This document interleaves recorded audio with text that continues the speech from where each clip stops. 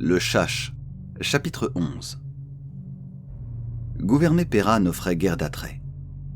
C'était une tâche où se consumerait l'énergie de Reiss, qui épuiserait sa patience et restreindrait son champ d'action sans lui apporter aucun avantage personnel. Et par la force des choses, il aurait tendance à exercer son autorité en fonction des normes sociales en vigueur sur la Terre. Or, la population de Pera était un groupe hétérogène, constitué de fugitifs, de criminels, de bandits, de monstres, d'hybrides, d'individus abracadabrants, échappant à toute classification. Qu'est-ce que l'équité, les procédures juridiques, la dignité humaine, la notion de progrès signifiaient pour ces misérables? C'était un défi, et encore s'agissait-il d'un euphémisme, sans compter le vaisseau spatial, et l'espoir qu'avait Adam Reiss de parvenir en dépit de tout à regagner la Terre. La descente qu'il avait effectuée à Dadish avait seulement abouti à lui confirmer que c'était là que se trouvait l'engin. Si jamais il réclamait son bien, cela aurait pour seul résultat de provoquer la joie des Chash bleus, qui commenceraient aussitôt à se poser des questions. Qu'avait-il à proposer? Il lui était difficile de promettre aux Chash l'assistance militaire de la Terre, contre les Dirdir ou les Wank. Il ne savait pas trop quel était leur ennemi héréditaire. La contrainte? Il ne disposait d'aucun moyen de pression. En outre, les Chash bleus étaient maintenant au courant de son existence, et, sans nul doute, ils s'interrogeaient sur son identité, sur son origine. Chai était vaste, et il était impossible de prévoir ce qui pouvait naître dans les profondeurs de ces provinces les plus reculées. Selon toute vraisemblance, les Chash bleus étaient sûrement en train de compulser fébrilement leurs cartes.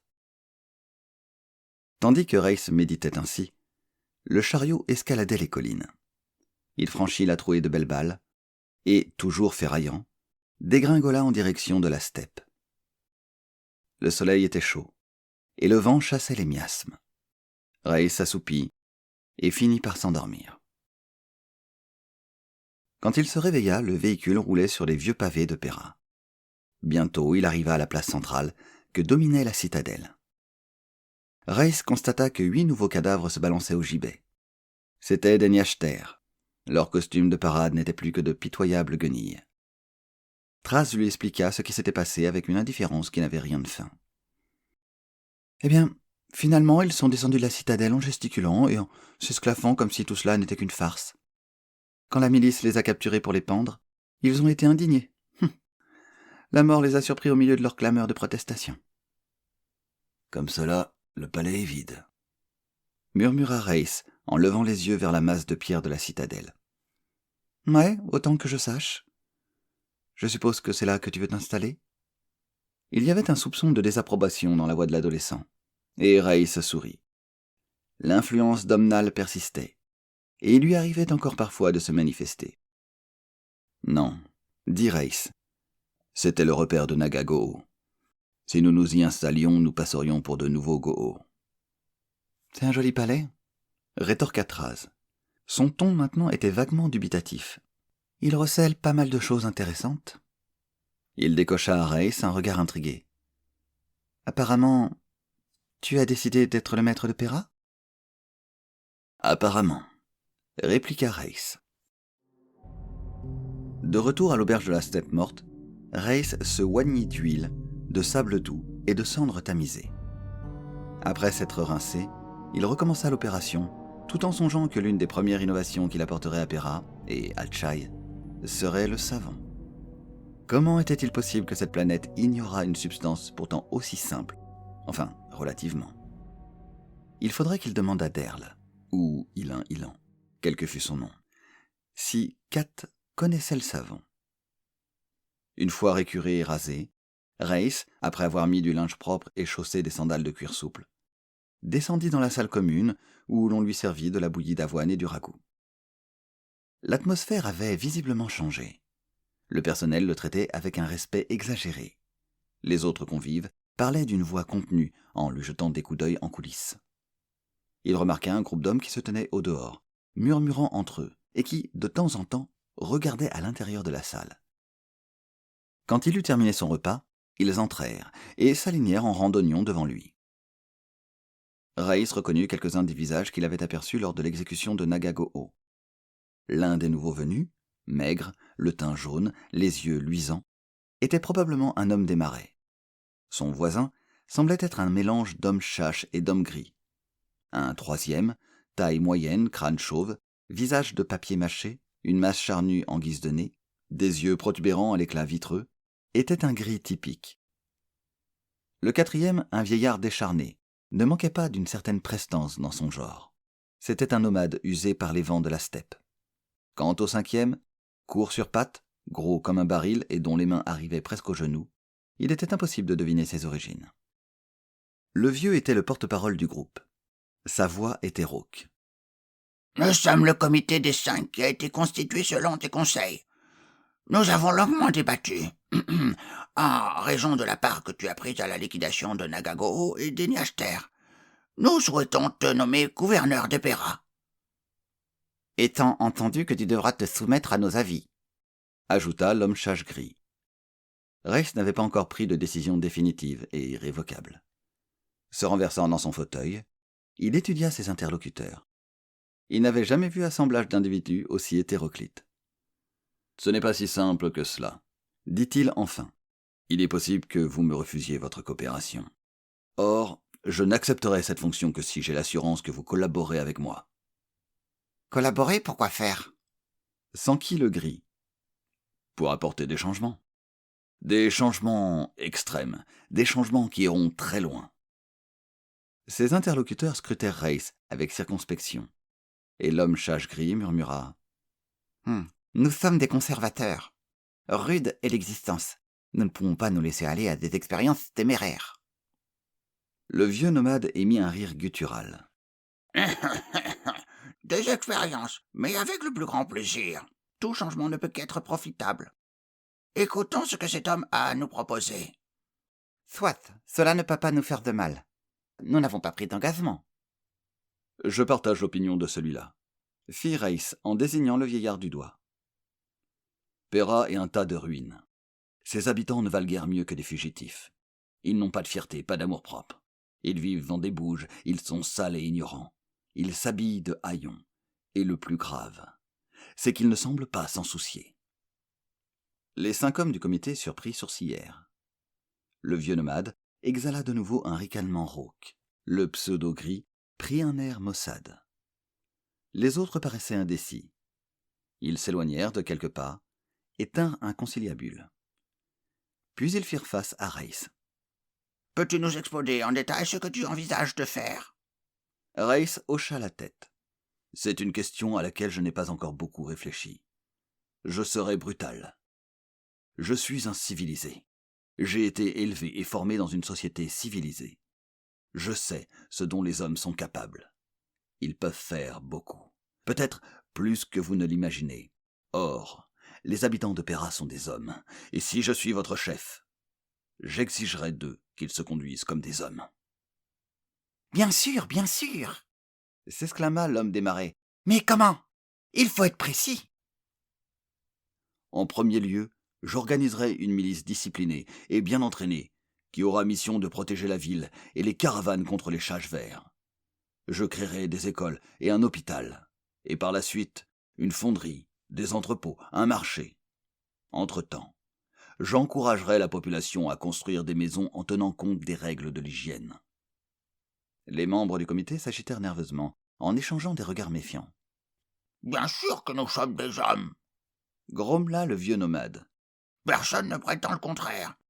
Et étant des hommes, nous devons être prudents. Nous ne désirons pas être des dire-dire. Il nous suffit de survivre. » « Les sas bleus ne nous permettront jamais de donner libre cours à de telles prétentions. » soupira le gris. « S'ils nous tolèrent à Pera, c'est seulement parce que nous nous tenons à notre place. »« C'est aussi parce que nous satisfaisons à certains de leurs besoins, » ajouta le petit bonhomme Courteau. « Ils achètent à vil prix les denrées que nous produisons. » Le gris protesta. « Il est toujours dangereux d'hériter ceux qui tiennent la puissance. » Reis leva la main. « Je vous ai exposé mon programme. Si vous ne voulez pas coopérer de bon cœur, choisissez-vous un autre chef. » Le vieillard lui adressa un regard perçant et entraîna ses collègues à l'écart. Après une chaude discussion, les 5 revinrent. « Nous acceptons tes conditions. Tu seras notre chef. » Reiss, qui avait espéré que le comité trancherait dans un autre sens, poussa un léger soupir. Eh bien, soit. C'est entendu. Je vous avertis que j'exigerai beaucoup de vous. Vous travaillerez comme vous ne l'avez encore jamais fait. Mais ce sera dans votre propre intérêt, à long terme. Du moins, je l'espère. Et 1 heure durant, il expliqua à ses interlocuteurs ce qu'il comptait réaliser. Il réussit à susciter leur intérêt, voire un enthousiasme qui perçait à travers leurs réserves. En fin d'après-midi, Reiss s'en alla visiter en compagnie d'Anacho, de Traz et de 3 membres du comité, ce qui avait été le palais de Nagago-o. Le petit groupe gravit le chemin tortueux que surplombait la lugubre architecture de l'édifice. Il traversa la cour humide et froide, entra dans la salle centrale où s'entassaient les richesses bien-aimées de l'ancien maître des lieux. Bancs et tables massifs, tapis et tapisseries, lampes montées sur trépieds, plats et urnes que recouvrait déjà une couche de poussière. Au-delà se succédaient des pièces où régnait une odeur d'effets sales et d'onguents aromatiques. Le cadavre de la concubine de Nagago gisait toujours là, où Reiss l'avait découvert. Les 6 hommes se hâtèrent de rebrousser chemin. Derrière la grande salle, il y avait des magasins où s'entassaient des produits de rapine. Ballots de tissu, caisses de cuir, billes de bois rares, outils, armes, ustensiles, lingots de métal brut, flacons d'essence, livres faits de papier noir moucheté de points bruns et gris, qu'Anacho identifia comme étant des manuels techniques Wank. Dans une niche était rangé un coffre à moitié rempli de sequins. 2 autres, de moindre taille, contenaient des bijoux, des ornements, des colifichets et des babioles. Ça aurait pu être le trésor d'une pie voleuse. Les gens du comité s'approprièrent des épées aux pommeaux et à la garde filigranée. Traz et Anacho firent de même. Le premier, après avoir jeté un coup d'œil hésitant à Reiss, s'empara d'une somptueuse cape ocre mordorée, de souples bottes de cuir noir, ainsi que d'un casque d'acier fin, admirablement travaillé, dont la base formait couvre-nuque. Reiss, quant à lui, s'intéressa à une 12aine de pistolets à énergie.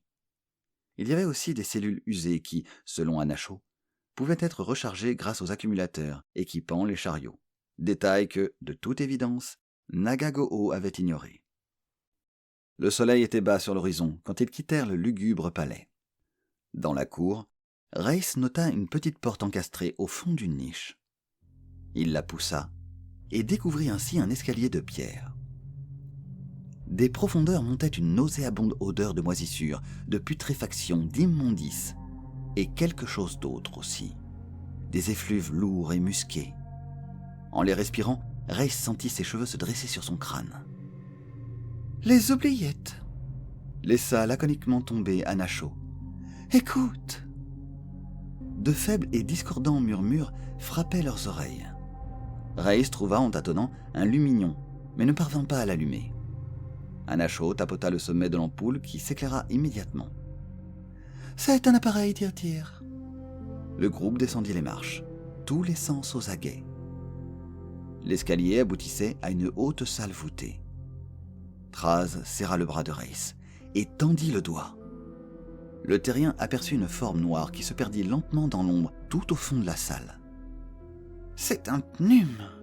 grommela Anacho en rentrant la tête dans les épaules. « Ils infestent les ruines de Chai. Ils sont comme des vers dans les bois vermoulus. » La faible lueur qui émanait d'une lampe lointaine révélait des cages alignées le long des murs. Les unes contenaient des ossements, d'autres des masses de chair corrompue, d'autres encore des créatures vivantes. Et c'étaient ces êtres qui faisaient le bruit que le petit groupe avait entendu tout à l'heure. « À boire, à boire !» gémissaient les formes prostrées.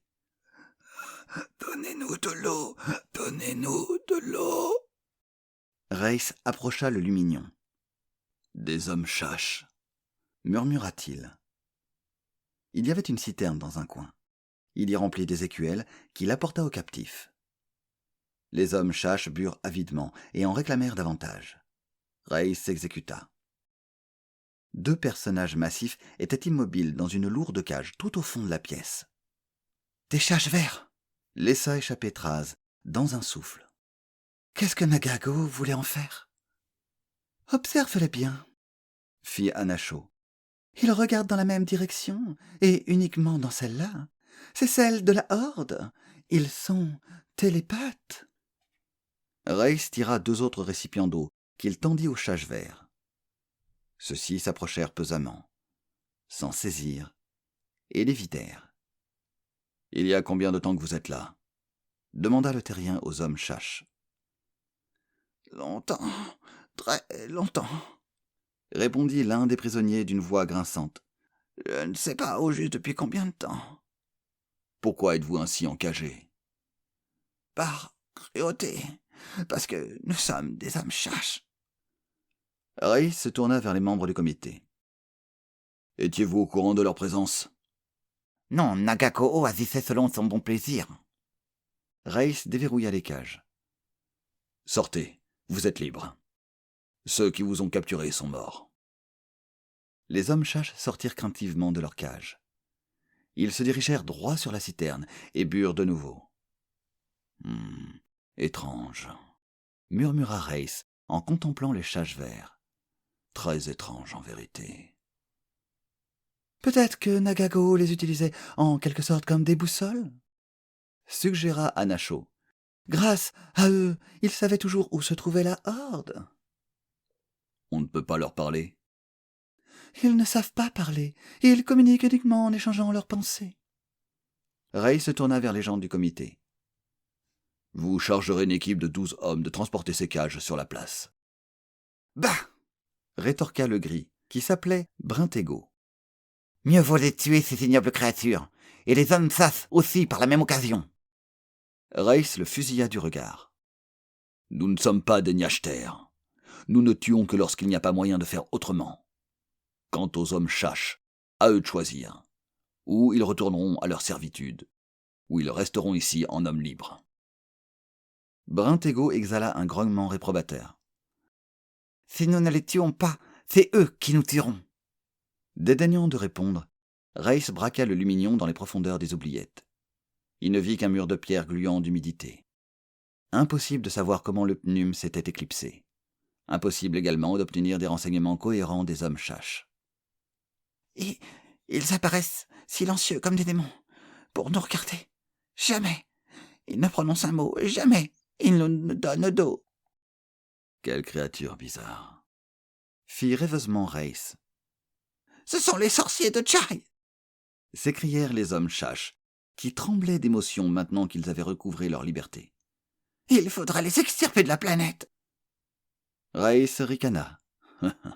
De même que les Dirdir, les Wank et les chaches. Non, pas les chaches. Nous sommes des chaches. Tu ne le savais pas? Vous êtes des hommes. Non, nous sommes des chaches à l'état larvaire. C'est là une vérité première. Allons donc, s'écria Reiss avec une soudaine colère.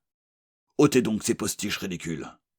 Il s'avança et d'un geste brusque fit sauter les faux crânes en forme de cône.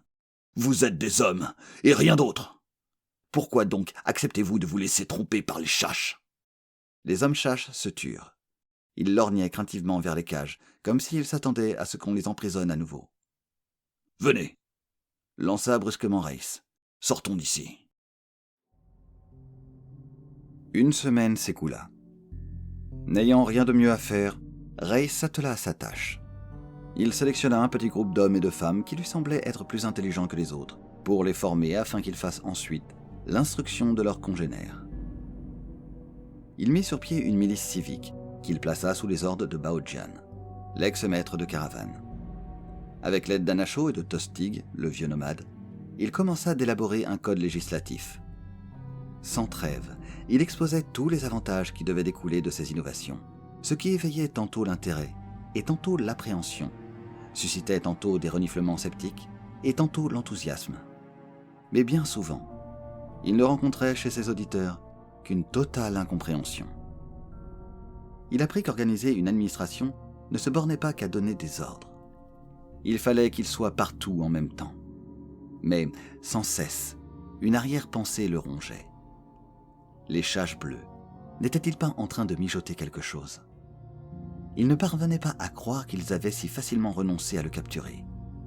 Sans aucun doute, ils avaient des espions à leur service et devaient être au courant de ce qui se passait à Pera. Il n'était pas pressé, Mais tôt ou tard, il chercherait à s'emparer de lui. La prudence lui commandait de décamper sans demander son reste. Mais pour de multiples raisons, Reiss n'avait aucune envie de quitter Pera. Les hommes chaches que l'on avait retrouvés dans les cachots de Nagago n'avaient apparemment aucune envie de regagner Dadish, et Reiss en conclut qu'ils avaient fui la justice des chaches. Les guerriers verts posaient un problème. Reiss ne pouvait se résoudre à les abattre, mais l'opinion publique aurait été scandalisée qu'on les relâchât sans autre forme de procès. Aussi Reiss avait-il opté pour un compromis. Les cages avaient été dressées sur la place, et leurs occupants étaient l'attraction de la population. Cependant, insensibles à la curiosité, les chaches verts restaient immuablement tournés vers le nord, en contact télépathique avec la horde mère. Telle était du moins l'opinion d'Anacho. La fleur de Cad demeurait la grande consolation de Reiss, encore que son attitude le déroutât. Il était incapable de percer ses pensées. Au cours du long voyage de la caravane, il l'avait vue mélancolique, lointaine, voire hautaine. Par la suite, elle s'était montrée douce et tendre, tout en semblant parfois préoccupée. Reiss la trouvait plus séduisante que jamais, et elle était chaque fois pour lui une merveilleuse surprise. Néanmoins, sa mélancolie persistait. Il décida qu'elle avait le mal du pays. Selon toute vraisemblance, elle se morfondait loin de Kat. Mais, assiégé par bien d'autres préoccupations, il retardait le jour où il lui faudrait songer à exaucer les désirs de Derl. Les 3 hommes chaches, Reiss ne tarda pas à l'apprendre, n'étaient pas originaires de Dadish. Ils venaient de Sahaba, une ville située plus au sud. Un soir, dans la salle commune, ils attaquèrent le terrien sur ce qu'ils appelaient ses ambitions extravagantes. « Tu cherches à singer les races supérieures, mais tu en seras pour ta courte honte. Les sous-hommes sont incapables de parvenir à la civilisation. »« Vous ne savez pas de quoi vous parlez, » répliqua Reiss, amusé par le ton sérieux de ses interlocuteurs. « Bien sûr que si. Nous ne sommes pas des hommes chaches, c'est-à-dire des chaches bleues à l'état larvaire. Qui pourrait le savoir mieux que nous ?»« Le premier venu qui aurait quelques notions de biologie. » Les hommes chaches s'agitèrent manifestement irrités. « Tu es un sous-homme jaloux d'une race avancée. »« À Dadish, j'ai vu la morgue, ou la maison des morts, appelez-la comme vous voulez. J'ai vu des chaches bleues fendre le crâne du cadavre d'un homme chache et placer un bébé chache bleu dans sa cervelle froide. Ils se moquent de vous. Ils font des tours de passe-passe pour vous maintenir dans votre servitude. Les Dirdir utilisent sans aucun doute des trucs analogues pour en imposer aux hommes Dirdir, bien que je ne sache pas si ces derniers espèrent devenir des Dirdir de plein droit. » Reiss dévisagea Anacho. « Quel est ton avis ?»« Les hommes Dirdir n'espèrent pas devenir des Dirdir ?» répondit ce dernier d'une voix qui tremblait un peu. « C'est de la superstition. Il y a le soleil, nous sommes l'ombre, mais le soleil et l'ombre sont tous deux issus de l'œuf primordial. Les Dirdir sont la forme de vie cosmique la plus haute, et les hommes Dirdir ne peuvent qu'être leurs émules. Ils s'attachent à les imiter et en tirent orgueil. Quelle autre race a-t-elle produit d'aussi splendides, d'aussi somptueuses réalisations ?»« La race des hommes, » dit Reiss. Une grimace de mépris tordit le visage d'Anacho. « Akat ? Ce sont des mangeurs de lotus. Les Méribes, ce sont des artisans vagabonds. Les Dirdir occupent une place à part sur Tchaï. »« Non, non, non, non !» s'exclamèrent les hommes chaches en chœur. « Les sous-hommes sont le remugle et le déchet des hommes chaches. Certains d'entre eux deviennent les clients des Dirdir. Les hommes véritables viennent de Zor, le monde des chaches. » Anacho, écœuré, se détourna de l'autre côté. « Ce n'est pas le cas, » dit Reiss, « mais je n'escompte pas que vous me croirez. Vous faites erreur, les uns et les autres. »« Quel ton catégorique !» fit Anacho, l'homme Dirdir, avec une désinvolture soigneusement étudiée. « Tu m'intrigues. Pourrais-tu peut-être nous éclairer davantage ?»« Sans doute. Mais pour le moment, je n'en vois pas la nécessité. » Anacho insista. « Et pourquoi pas ? Tes lumières nous seraient utiles à tous. » Vous connaissez les faits aussi bien que moi. Tirez-en vous-même les conclusions qui s'imposent. » « Quel fait ?» s'écrièrent les hommes chaches. « Quelle conclusion ?» C'est l'évidence même, non? Les hommes chaches vivent dans la servitude, exactement comme les hommes d'Irdir. Il y a incompatibilité biologique entre les hommes et chacune de ces races, de même qu'il n'y a pas de compatibilité entre moi et les Wank ou les Pnum. Les hommes ne sont pas nés sur Tchai, c'est incontestable. La conclusion est la suivante. On les y a conduits comme esclaves. Il y a longtemps, très longtemps, et on est allé les chercher sur le monde des hommes. Les hommes chaches maugréèrent. Anachot, levant les yeux, s'abîma dans la contemplation du plafond. Quant aux citoyens de Péra assis à la table, ils poussaient des soupirs de stupéfaction. La conversation se poursuivit, de plus en plus passionnée, de plus en plus véhémente à mesure que la soirée se prolongeait. Finalement, les hommes chaches se réunirent dans un coin pour continuer le débat entre eux. 2 étaient du même avis. Le 3e défendait un point de vue opposé. Le lendemain, tous 3 partirent pour Dadish. Le hasard voulut qu'ils empruntent le chariot des Minks. Raïs les regarda s'éloigner avec appréhension. Il ne nourrissait aucune illusion. Les hommes chaches signaleraient ses activités et feraient part à qui de droit des doctrines révolutionnaires qu'il prêchait.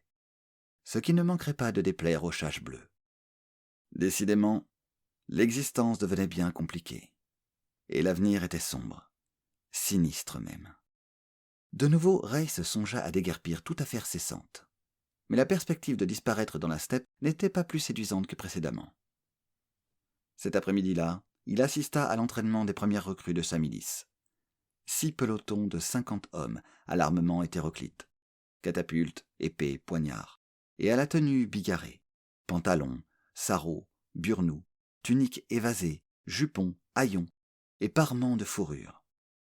Il y avait des barbus, il y avait des crânes surmontés d'un toupet peinturluré, il y avait des cheveux flottants sur les épaules. Jamais Raïs n'avait vu un aussi lamentable spectacle. C'était avec un mélange d'amusement et de désespoir qu'il regardait les miliciens trébuchant et traînant les pieds se prêter de mauvaise grâce à l'exercice qu'il avait ordonné. Les 6 lieutenants, qui ne manifestaient pas un enthousiasme exagéré, couverts de sueur et d'injures à la bouche, lançaient des commandements plus ou moins au hasard, et l'on récriminait amèrement contre l'aplomb de Baodjian. Au bout du compte, Raïs cassa 2 lieutenants sur le champ, et les remplaça par 2 hommes sortis du rang. Puis il grimpa sur un chariot, et fit rassembler tout le monde devant lui. « Cela ne va pas du tout. Vous ne comprenez pas la raison de votre présence ici. C'est pour que vous appreniez à vous défendre. » Son regard se posa sur chacun des visages renfrognés. Soudain, il tendit le doigt vers un homme qui murmurait quelque chose à l'oreille de son voisin. « Toi, là-bas, qu'est-ce que tu racontes? Dis-le tout haut. »« Je dis que toutes ces cabrioles, tous ces défilés au pas, c'est de la bêtise. On y gaspille notre énergie. Quel intérêt ont toutes ces clowneries? » « Leur intérêt est le suivant. Vous apprenez ainsi à obéir aux ordres rapidement, et avec décision. Vous apprenez à manœuvrer en corps constitué. 20 hommes agissant ensemble valent plus que 100 hommes qui sont à couteau tiré. En situation de combat, le chef élabore les plans, qui sont ensuite exécutés par les guerriers disciplinés. Sans discipline, les plans ne servent à rien, et c'est comme cela que l'on perd les batailles. Est-ce que tu as compris maintenant? Bah, comme si les hommes pouvaient gagner des batailles. Les chaches bleues possèdent des engins à énergie et des glisseurs de combat. Nous avons seulement quelques gicles de sable. Quant aux chaches verts, ils sont invincibles. Ils nous écraseront comme des fourmis. Il est plus facile de se cacher parmi les ruines. Les hommes ont toujours vécu de cette façon à Péra. La situation n'est plus la même, rétorqua Raïs. Si tu ne veux pas faire un travail d'homme, eh bien tu n'as qu'à faire un travail de femme et t'habiller en femme. À toi de choisir. Il attendit, mais le protestataire se contenta de le foudroyer du regard, en piaffant. Raïs sauta alors à terre et donna des ordres. Un groupe d'hommes se dirigea vers la citadelle pour y chercher des pièces de tissu et des balles de cuir. D'autres apportèrent des ciseaux et des rasoirs, et l'on tondit les miliciens à double zéro, en dépit de leurs protestations. Pendant ce temps, les femmes de Péra que l'on avait convoquées s'affairaient à tailler et à couper des uniformes, de longues tuniques blanches sans manches frappé d'un éclair noir cousu sur la poitrine. Les caporaux et les sergents portaient des épaulettes noires. Les lieutenants avaient de petites manches rouges. Le lendemain, les miliciens, revêtus de leur nouvelle tenue, reprirent leur entraînement. Cette fois, ils se tenaient franchement mieux. Ils avaient même une certaine désinvolture, songea Reiss. 3 jours après le départ des hommes chaches, les derniers doutes de Reiss s'évaporèrent. Un grand glisseur de 18 mètres de long sur 9 de large survola la steppe. Lentement, il décrivit un cercle autour de Pera, avant de se poser sur l'esplanade, juste en face de l'auberge. Une douzaine d'hommes chaches bien musclés, des gardes de la sécurité en pantalon gris et tunique pourpre, sautèrent à terre et s'immobilisèrent, l'arme au poing. 6 chaches bleues, debout sur la passerelle, examinèrent la place. C'étaient visiblement des notables. Leurs costumes moulants étaient ornés de filigranes d'argent. Ils étaient coiffés de hauts morions étincelants, avaient des genouillères et des protège-coudes d'argent. Ils lancèrent un ordre bref, et 2 hommes chaches s'avancèrent jusqu'à la porte de l'auberge. « Un homme du nom de Reiss est désigné comme votre chef, » dirent-ils au tavernier. « Va le chercher. Le seigneur Chache veut lui parler. »« Il est occupé !» répondit l'aubergiste dans un grognement obséquieux, avec un mélange d'effroi et de violence. « Il faudra que vous attendiez qu'il arrive. »« Préviens-le et dépêche-toi. » Reiss accueillit la nouvelle sans joie, mais elle ne le surprit pas. Il réfléchit un moment, puis poussant un profond soupir, il prit sa décision. Décision qui modifierait forcément, pour le meilleur ou pour le pire, l'existence de tous les habitants de Pera, et peut-être de tous les habitants de Tchai. Il donna ses instructions à Traz et se dirigea à pas lents vers la taverne. Il entra dans la salle commune. « Dis aux chaches que c'est ici que je les recevrai. » L'aubergiste transmit le message aux hommes chaches, qui le répercutèrent aux chaches bleues. Ceux-ci émirent une série de sons gutturaux, quittèrent le glisseur et s'alignèrent en rang d'oignons devant la porte de l'auberge. Les hommes chaches pénétrèrent à l'intérieur. Et l'un d'eux brailla. « Quel est l'homme qui se prétend le chef? Lequel est-ce? Qui lève la main ?» Reiss les écarta et sortit de la salle. Il s'immobilisa devant les chaches bleues, qui, la mine sinistre, lui rendirent son regard. Le terrien était fasciné par le faciès des extraterrestres, par leurs petits yeux semblables à des billes de métal qui luisaient dans l'ombre de la visière frontale, par leur complexe appareil nasal, par les morillons d'argent et les armures filigranées. À présent, les bleus n'avaient rien ni d'astucieux, ni de capricieux, ni de lunatique. Ils ne donnaient pas l'impression d'être de cruels petits plaisantins. Leur contenance était tout simplement menaçante. Reiss, debout devant eux, les bras croisés sur la poitrine, attendait sans baisser les yeux. L'un des chaches, dont le morillon s'ornait d'un cimier plus haut que les autres, prit la parole. Sa voix était gutturale et étranglée, comme celle de tous ses congénères. « Que fais-tu à Pera? »« Je suis le chef élu. »« Tu es celui qui s'est rendu clandestinement à Dadish et qui s'est introduit dans le centre technique de district. » Reiss garda le silence. « Eh bien, qu'as-tu à répondre ?» insista le chache bleu. « Inutile de nier. Ton odeur est reconnaissable. Tu as réussi à entrer dans Dadish et à en ressortir. Et tu t'es rendu en d'autres endroits. Pourquoi ? » Parce que je n'étais encore jamais allé à Dadish. À présent, vous visitez Pera, sans y avoir été expressément autorisé. Néanmoins, vous y êtes les bienvenus, aussi longtemps que vous respecterez nos lois. Je serais heureux que les gens de Pera puissent visiter Dadish dans les mêmes conditions. Les hommes chaches s'esclaffèrent, à grand bruit. Les bleus ouvrirent de grands yeux, l'air à la fois sinistre et scandalisé. Leur porte-parole poursuivit. « Tu as adhéré à une fausse doctrine et poussé les hommes de Pera à agir en insensés. Où as-tu trouvé de telles idées ? » Il ne s'agit ni de fausses doctrines, ni d'actes insensés. Quant à mes idées, elles sont l'évidence même. « Tu vas nous accompagner à Dadish, car il nous faut tirer au clair un certain nombre de détails. Monte à bord du glisseur céleste. » Reiss, souriant, hocha la tête. « Si tu as des questions à me poser, pose-les maintenant. Ensuite, je te poserai les miennes. » Le chash bleu fit signe aux gardes, qui s'avancèrent pour s'emparer de Reiss.